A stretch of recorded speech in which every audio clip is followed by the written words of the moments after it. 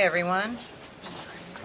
Let me just get everybody filed in and then we'll start. Councilmember Jury, so you want to come over here? Squeeze everybody in. Councilmember Green, would you like to come over here?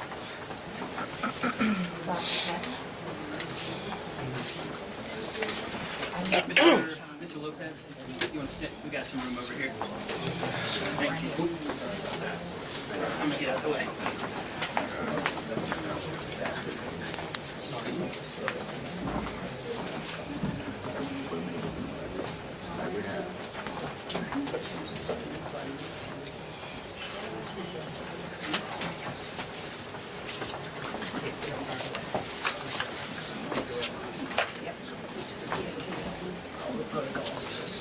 All right, I think we have everyone. All right. All right, well, thank you for being with us today. I'm Helena Moreno. I am currently City Council Vice President here in the City of New Orleans. I'm also Mayor-elect for the City of New Orleans. Today, I am joined by community, business, and faith-based leaders, along with the head of the National Urban League, our former mayor, Mark Morial, along with our Congressman, Troy Carter, and members of the New Orleans City Council. And today, we are standing here united, expressing our deep concern over recent actions by Border Patrol in our city and in our region. While we, of course, firmly believe that the most dangerous and violent offenders must be taken off of our streets, unfortunately, it does not appear that these are the people being targeted in Operation Catahoula Crunch. This operation is actually causing harm for the city of New Orleans, and it's causing harm for people beyond those who are being targeted. We have businesses that are closing. We have workers afraid to show up. And ultimately, there is an economic impact, a negative economic impact that is spreading across our city and also across our region. We, of course, recognize federal law and federal enforcement authority, but we also stand here with an obligation to ensure that federal operations are conducted transparently, constitutionally, and with respect for local residents. Our priorities are, of course, public safety, protection of people's rights, and maintaining trust between government and the community. So today we want to bring to you demands of the Border Patrol. And these are demands that the City Council has actually just sent over to Border Patrol Commander Gregory Bovino, that I've been watching y'all's media reports, and he appears to be in our city and in our region. There are 5 points to these demands. The first starts with reporting requirements to ensure public trust. We are requesting regular public briefings from federal agencies that include data on the stops, detentions, warrants, and outcomes, information on civil rights compliance and oversight mechanisms. We are specifically asking for clear information on the number of individuals detained within city limits, the legal basis for each detention, including warrants or charges, whether anyone without a warrant has been taken into custody, and if any of the people detained have violent criminal histories. Without this full visibility into these enforcement actions, it is impossible to determine whether this particular operation is actually targeting the most dangerous offenders. We've constantly heard on the news claims that this operation is about going after rapists, pedophiles, and murderers, but is it really casting a much wider net? The second piece that we want to talk about in our second demand is due process protections. Every person, regardless of immigration status or background, actually has constitutional protections. So we expect prompt access to legal representation, clear notification of rights during encounters with federal agents, no detentions without properly issued warrants or clear probable cause. The third piece, and this is a really key and critical piece, we insist that all federal agencies comply with the request of our NOPD chief, Ann Kirkpatrick, that they are clearly identified as law enforcement and that they are not wearing masks that obscure their identity. This is really important because this level of clarity protects not only the community, but also law enforcement agencies as well. Our fourth request has to do with safeguards against discriminatory enforcements. These are really safeguards against any type of profiling. The city expects firm assurances that no stops or detentions are based on race, ethnicity, national origin, language, or perceived immigration status. We are requesting demographic data to monitor and prevent unequal treatment.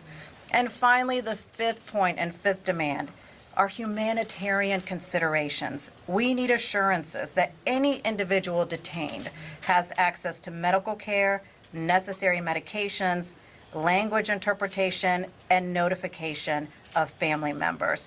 Federal operations must uphold the basic and humane treatment that all should be allowed in this country.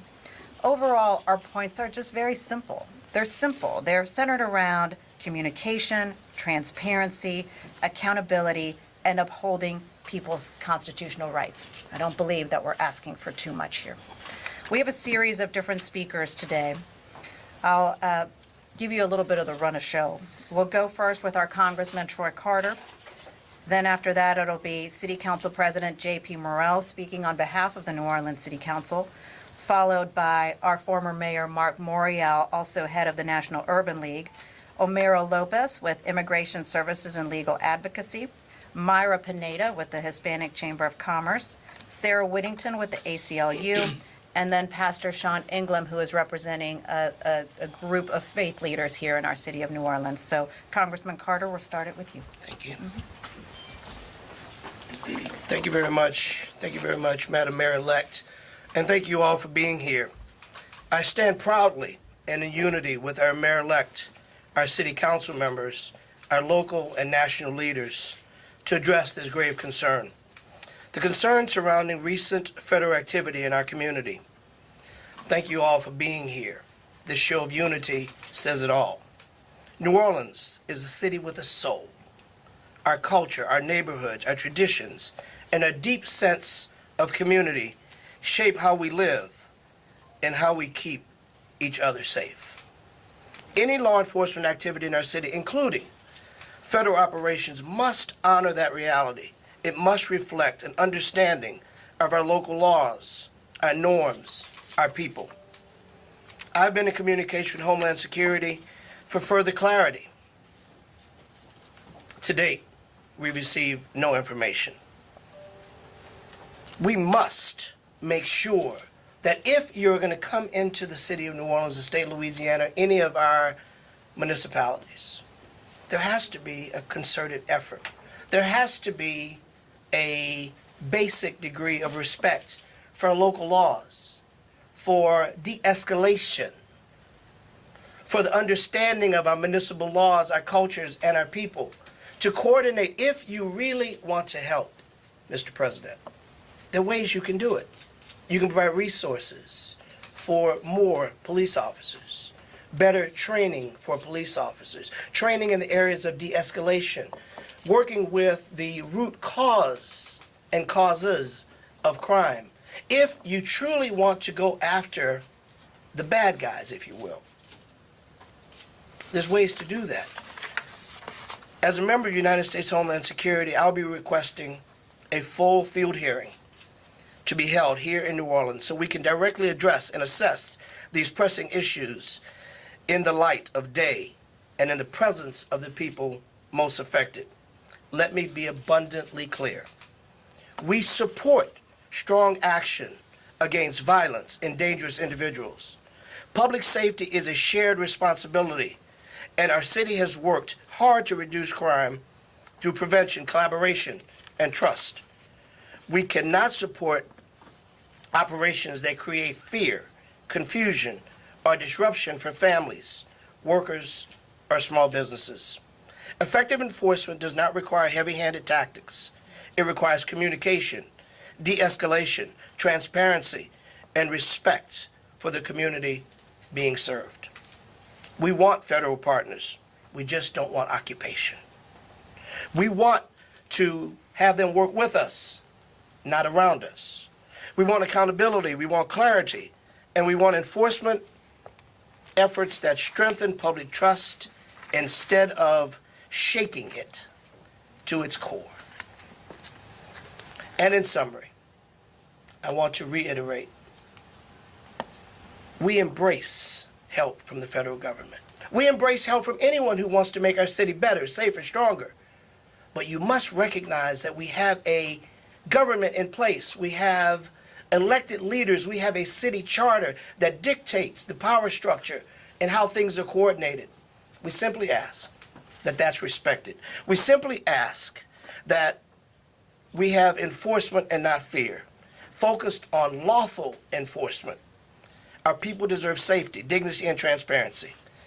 I will continue to stand with our mayor-elect, our city council, our community leaders, our national leaders to get our city and our state nothing less. Thank you for being here.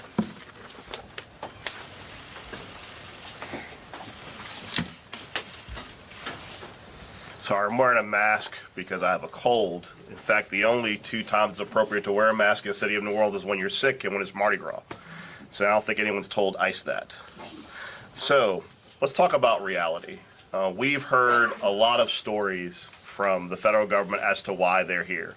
We've heard that they are here to detain 5,000 illegal immigrants who are criminals, who are a danger to our streets. I will tell you that as someone who has studied law enforcement for a very long time, you should never trust a quota. And when groups come in and say, we're looking to arrest 5,000 people, that tells you they're looking to arrest 5,000 people. And the lack of transparency that we have gotten from those parties operating here in their jurisdiction, but without the support and help of our local people, the lack of information on who they're arresting and why has been very, very troubling. Now, this is nothing new for New Orleans. I mean, if you look back to the history of the city, from Napoleon to Jefferson to Jackson to now Trump, you've always had people at the national and state level trying to impose their will on the city. And what you're seeing right now is just that, an effort for political reasons for people outside of the city to impose their values and their judgments of what they think New Orleans should be upon the city. We are a city of immigrants, more so than almost any city in the United States. We are a port city that has welcomed groups from everywhere across this world, and our culture is greater for it. Everything about New Orleans, everything you love about this city is because of our rich, diverse melting pot, and that will not change. We will always be the city that welcomes everyone, and that's really encapsulated in the sign you may see in many restaurants where it says, be nice or leave. And we would certainly encourage ICE to follow that really basic tenet. Part of being nice or leaving in New Orleans is staying out of our schools, our recreation centers, our libraries, and off our city buses. Staying out of our civic and religious spaces, our food banks, our shelters, and respect the sanctity of our temples of worship. Respect our cultural spaces, our practices, including second lines, funeral processions, our black masking Indians, and our various festivals. These are not places for you to go into to inspire terror in regards to a mission that is very, very unclear. Now, as I've said it, we have heard that there is a reason for them being here, and we have not seen actions or information that bellies that reason is legitimate. As the council vice president and mayor-elect has said, this is your opportunity to be transparent, to give us the information that you say led you to this city, to give us the list of people that are these criminal elements that you're seeking to ferret out, and to be transparent about why you're detaining or harassing people. I can tell you, like many of you, I saw the video yesterday of a young mother in Marrero fleeing ICE only to be safe on her own property. It was obvious in the wake of that, this was not someone that was an illegal immigrant. This is not somebody who was a criminal. This was a mom at the grocery store. That is what we are seeing, and that does not match the reasons and rationale as to why ICE is allegedly here. I do not believe you are here for the reason you say you're here, but you have an opportunity to prove me wrong. Provide the information that's being requested by this New Orleans City Council, by our mayor-elect, and prove that there's actual actionable information that has led to you thinking that there are 5,000 violent criminals lurking in the greater New Orleans area. The lack of providing that information, the lack of transparency, shows that's not really the reason why you're here. Until then, this council will continue to use all the resources available to us, legal and otherwise, to make sure that the citizens of the city are protected. Thank you. Thank you. First of all, good afternoon. I'm Mark Morial. I used to work here. And I want to thank Mayor-elect Moreno for her leadership, the members of the City Council, and the other community leaders in this moment for standing together. I come today as president of the National Urban League, the nation's largest historic civil rights and urban advocacy organization. We operate in 300 communities, 36 states, 93 affiliates. We serve almost 10 million people a year. We have been monitoring very closely the actions of ICE and the National Guard in cities all across the nation. And there are a few points that I want to make. Number one, this policy that's been undertaken by the administration is an absolute and abject failure. It's a failure for a number of reasons. Number one, it's inconsistent with what the administration said they were going to do. What they said is, we will focus and target on undocumented individuals that have criminal records or outstanding warrants. What we know from Los Angeles all the way here is that those words are being betrayed by the actions of ICE. That this sweep is catching, number one, people who are undocumented, for whom there is no outstanding warrant, nor are they wanted for a crime. Let me remind everyone that immigration violations are civil violations. Civil violations under U.S. law. They are sweeping into communities where naturalized citizens, those that have work visas, green cards, have every right to be in the country, are being swept in to this net. Consider this. There's 66,000 people currently in immigration detention across the nation today. Less than 50% of them have outstanding warrants or criminal histories. The other 50% do not meet the standard that the administration set for itself. Number two, it is abhorrent to me, absolutely abhorrent, that law enforcement would feel they need to wear masks. I grew up in this city. I was born in a segregated hospital when segregation was the law of this city. Masks remind me, and I want to be clear, remind me of the tactics of the Ku Klux Klan. Let me be clear, I do not suggest that the ICE are the Ku Klux Klan. But in this country, there is zero precedent for sworn law enforcement officers to mask themselves to carry out public enforcement actions. Number two, I would encourage them, if they're insisting on wearing masks, they can ride in Rex, Zulu, and Endymion. We know masking in New Orleans. It's abhorrent that they're wearing masks. Further, the demands being made by the mayor-elect today are reasonable. They are consistent with the obligations that these leaders have to protect the public and to protect the citizens. And their actions are in no way, quote unquote, interfering with the actions of ICE. Additionally, we must be concerned because over the last 48 to 72 hours, I've received a number of calls from business owners, hotel general managers, and the like, of the impact, negative, that these actions will have on the New Orleans economy. Grocery stores close, hotel employees and restaurant employees not coming to work, therefore forcing, in one case, a hotel general manager said to me, I may have to cancel reservations for the Sugar Bowl upcoming because I simply don't have enough personnel. The final thing I'll say, there's a better way to do this. This policy is failed. The immigration system is absolutely broken. But that this administration has not advanced nor supported in the past any proposal, partisan or bipartisan, from a legislative point of view, to fix a broken system. This policy makes no sense, and it also is not sustainable over time. So the civil rights community is monitoring these activities all across the nation, and we will continue to speak out.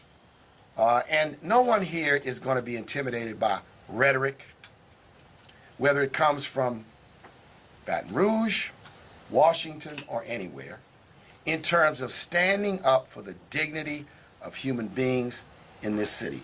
These are mothers, these are families, these are children, these are people who work, these are people who are contributing in many instances to this community.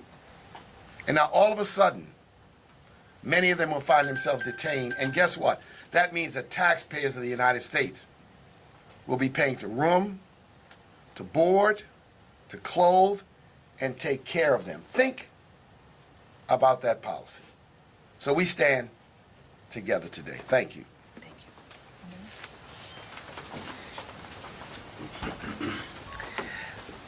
you. I'll keep my remarks short and sweet, much like me. My name is Homero Lopez. I am the legal director for Immigration Services and Legal Advocacy. We are a pro bono immigration services provider. We represent people throughout detention in Louisiana, and we've been doing it for approximately 7 years now, going on 8.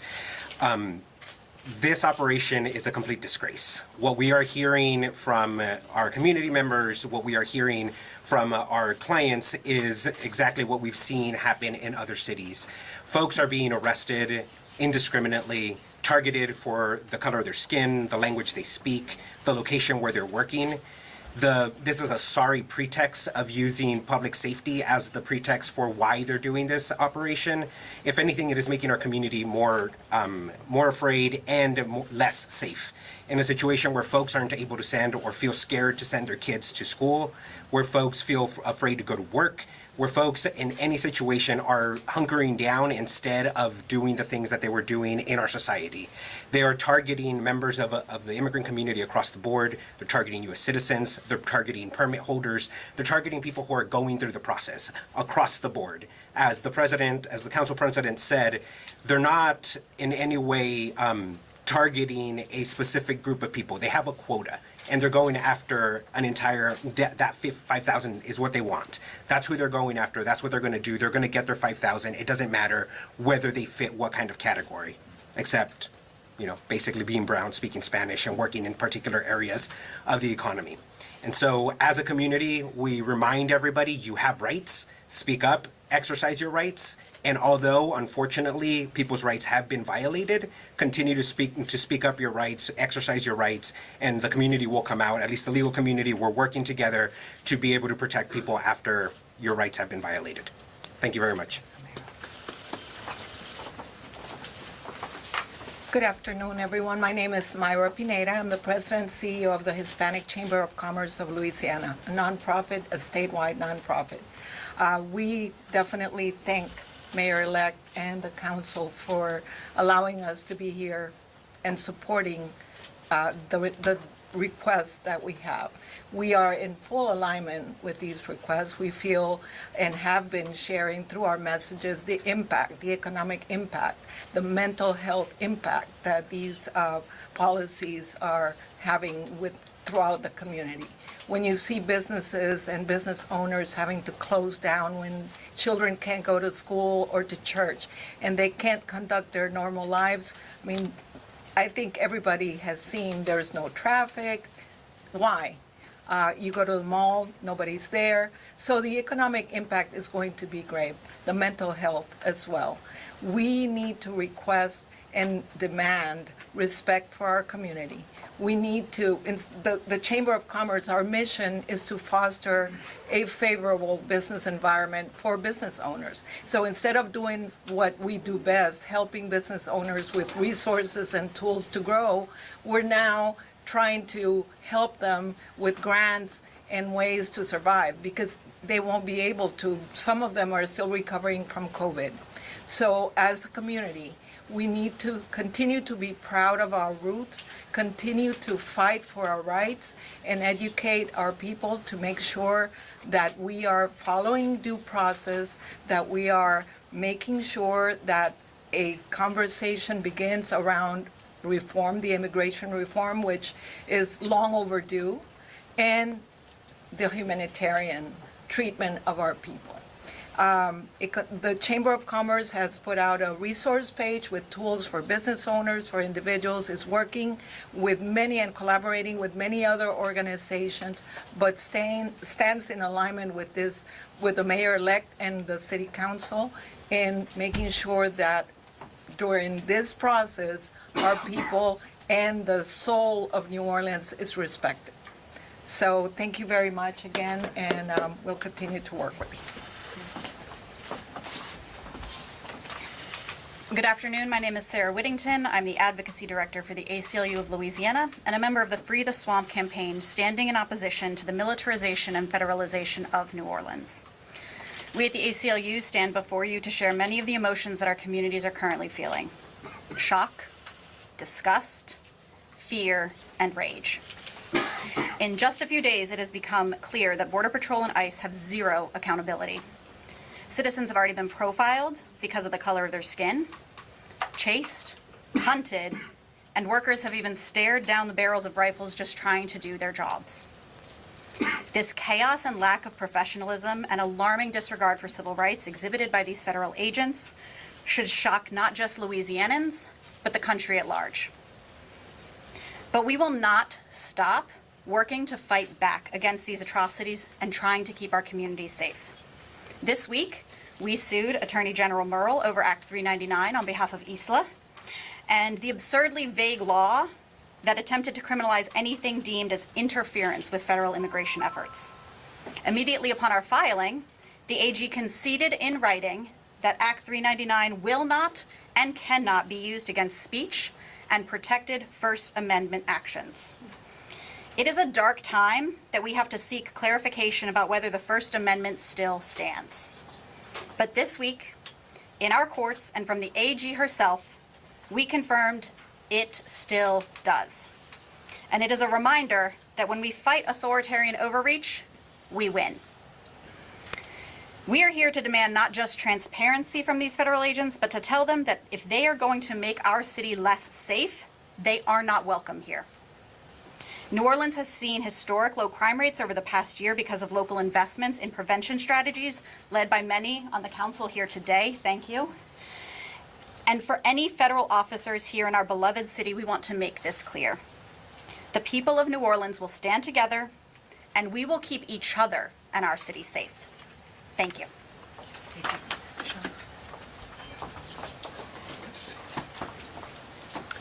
Good afternoon. Thank you, Mayor-elect, for gathering us. It's an important day. I'm Pastor Sean of First Grace, a United Methodist Church on Canal and Norman C. Francis. And I think, as we've heard in our remarks, everything that I have seen happening is unconstitutional, it's un-American, and it's unacceptable. More importantly, it violates our common humanity, which every religion teaches and any decent person knows of.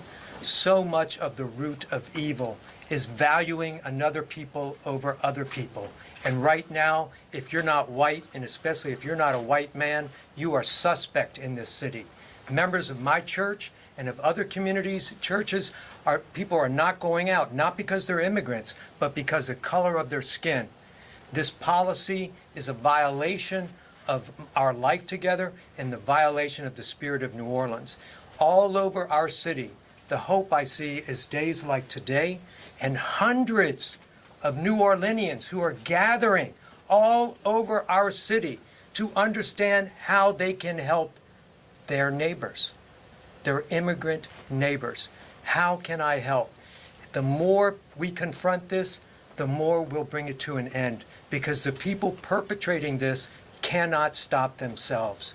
We have to help them be better people and better Americans. So I want to thank the City of New Orleans and all the groups who are joining together, and again, our mayor-elect for bringing us together to put an end to what is happening in our beloved city that celebrates life together.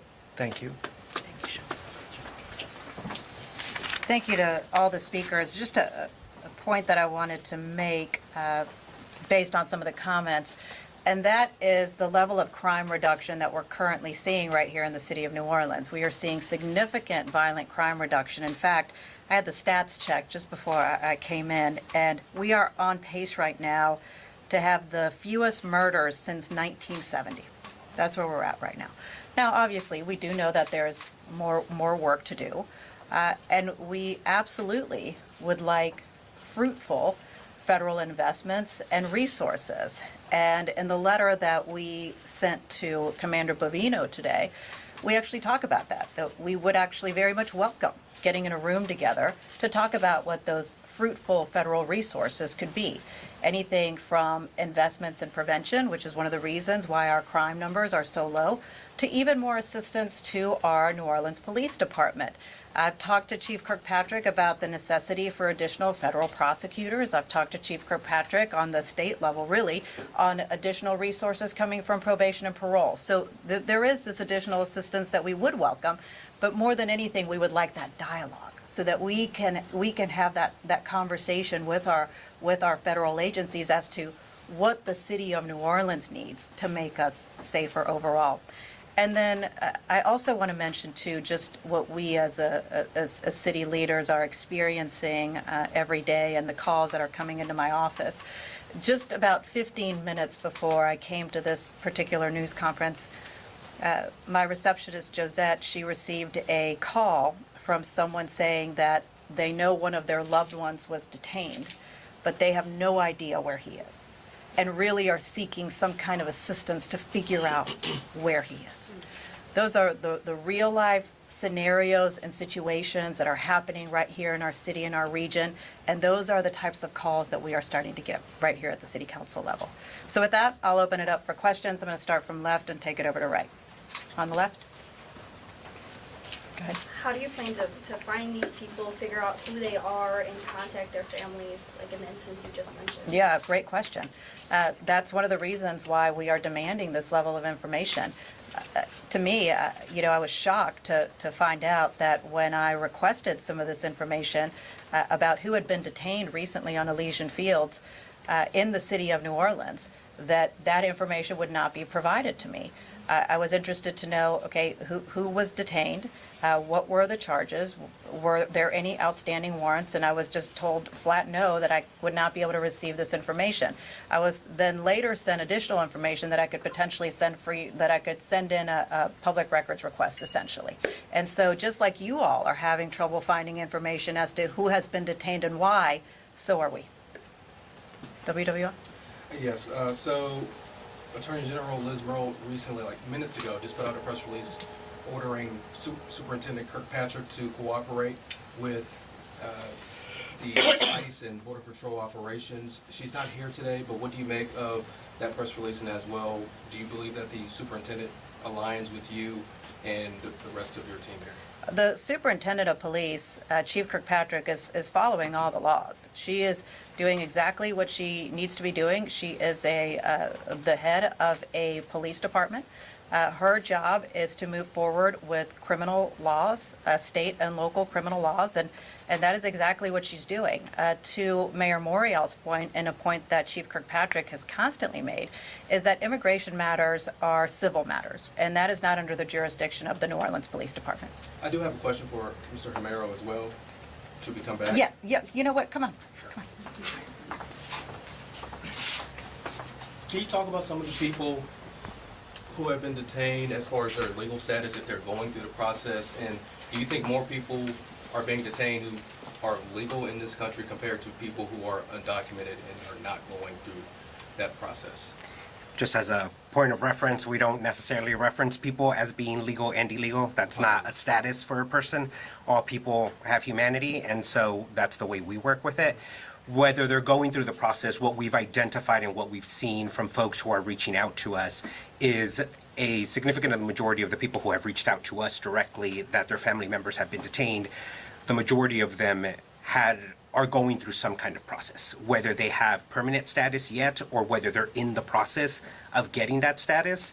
That's a different question, but the majority of them are going through a process to get status, whether that be as a special immigrant juvenile who was abandoned, neglected, or abused, and therefore a state court has said that it is in their best interest to remain in the United States and get status here, or whether it's somebody who has been a victim of a crime and has cooperated with law enforcement in prosecuting that crime and therefore is eligible for a different type of visa, someone who's seeking asylum because of persecution they suffered in their home country. Whatever the situation happens to be, they're in the process, they're going through that, and that's the low-hanging fruit that ICE is targeting, is folks who are actually out and not hiding, they're not avoiding detection, they're in the system and they're going through the process.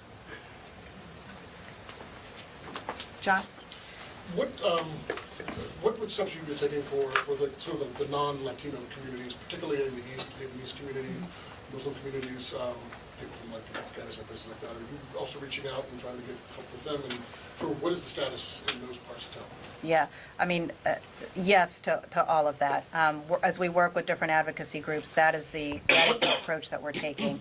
And the guidance that we have put forward, one of the things that I've asked to do is that we start translating that into different languages as well. Right here, Fox, and then I'll go over this way. Okay? Yeah, Since ICE go ahead, is Chris. a federal agency, I mean, what realistically do you expect to come from the demands today? Look, I mean, bottom line, the demands that we are asking is really something that I believe is so reasonable that really every American citizen should be asking for. This is about really just ensuring that there are constitutional protections and that people's rights are not violated, ensuring that when people are taken from the streets of any city, not just New Orleans, but any city, that we understand what happened to them, particularly since it's the government picking them up. I mean, all of these things are, to me, something that all Americans should get behind. This is the real crux of the issue, that it just seems that what is happening is in violation of the real order of government. And so that's the scary piece, and that's what's creating so much fear. And so I hope that, to Council President's point, Council President Morell's point, I hope that they do follow up and provide us this information and prove us all wrong. Go ahead, Vivanola. How is the council working with other municipalities to have them on board with these same demands? Has there been any communication with other municipalities? So I'll let other council members, if you weighed in on some of the other. I mean, it's important to note that, and this happened at the council meeting the other day, that there are communities that are actually 287G cooperating with ICE, which is very different than New Orleans' position. Particular Gretna and Kenner are actually cooperating municipalities. And so I would say that it is more than likely on this particular issue in the greater New Orleans area that New Orleans will stand alone, but that's not unique in any issue with New Orleans. When we're doing the right thing, just because other surrounding parishes don't want to do it, that's not a reason not to do it. So to your point, we have not had communications, but if some group has already gone through the 287G process to become a cooperating municipality, there's really not much point in talking to them. All right. Telemundo, and then I'll keep moving. Do you think the Latino community can be safe in the city of New Orleans right now? Obviously, the reason. Do you think we can trust the New Orleans Police Department? Look, obviously, the reason why we're here is because we want to do all possible to help ensure that, one, people understand their rights and know that we as a city government, that we are demanding much more from the federal government. And that we believe that this is something that actually has become harmful and that has gone too far, and it has a variety of different impacts to our city, including economic impacts. And do I believe that they can trust the New Orleans Police Department? Yes, I do. Okay, thank you. Yeah, another question alluded to what expectation you have on behalf of the federal government to comply with your requests. What legal options do you have to force their hand if they don't comply? Well, I'll tell you, as I often say, we may not always have the votes, but we have our voice. As I mentioned in my earlier comments, I intend to request that we have a field hearing here in New Orleans and compel members of Homeland, members of CBP, and the leadership and community at large to come and answer these questions that heretofore they've ignored. Light is the best sanitation to these issues, and we will continue to bring light to it. And we will enforce every bit of our energies. We often talk about the 3 C's, the Congress, the courts, and the community. And we will work in tandem to hold those federal actors accountable. One of the chief responsibilities of members of Congress is oversight. I happen to serve on Homeland Security with direct oversight over Border Patrol. We are going to continue to use our voices, albeit in this Constitution that we have, where we have a system of checks and balances we have never seen in our history. Such a challenge. But we won't quit. As unified today by the leaders that are here, led by our mayor-elect, we will stay in this battle and we will continue to push and to force this issue and force our federal partners to do what's right by keeping the lights bright. Let me just add one thing to your question. There are those in the civil rights community now who are evaluating, ascertaining whether there are legal options to limit, curtail, or even stop what is going on. So I think it's important for people to stay tuned. If you look at what has happened in other communities, there have been lawsuits brought. And this is the most important point. ICE and the Border Control are public employees. They're public servants. They owe an obligation to you as the media, as protectors of the First Amendment, to the mayor-elect and the elected officials here, and to the people, some answers. And I would encourage all of you to go find them, to go look for them, and to go demand those answers to these requests that are being made by the mayor-elect. Since when in this country is anybody beyond the standard of accountability to provide no information? You know, this is what you see in China. People disappear. Their family members don't know where they are, how they are. That is not what we do in the United States of America. This is what happens in Russia and the old Soviet Union, where people are swept up, they're detained, and there is no answer as to what they're being charged with.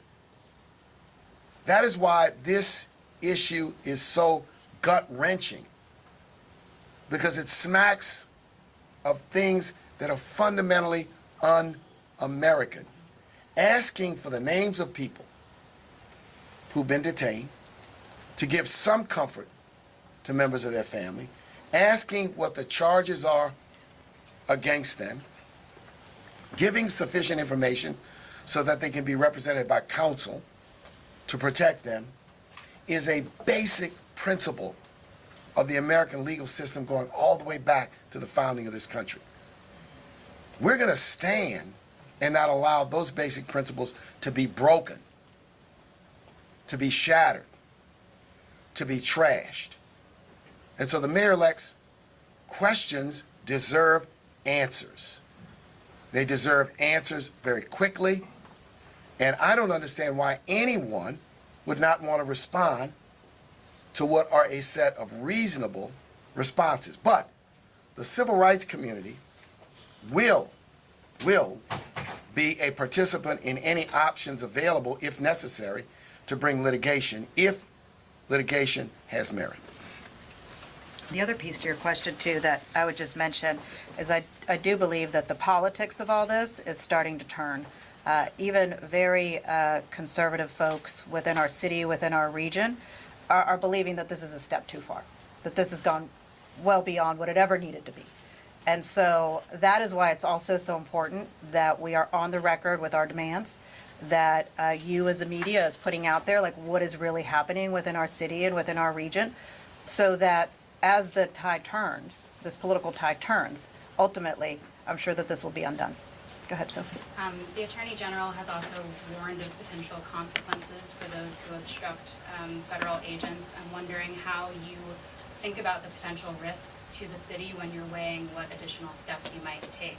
Yeah, well, I certainly don't believe that asking for transparency, asking for accountability of federal agencies, asking for communication by any means is obstructive. If anything, it's just a logical ask that any elected leader would have. Have you shared your concerns directly with the governor and attorney general?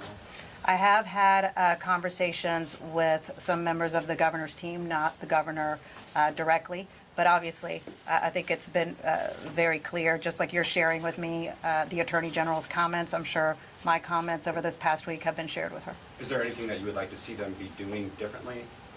Yeah, I would like for them to help us advocate to get some of this information and ensure this level of transparency and accountability.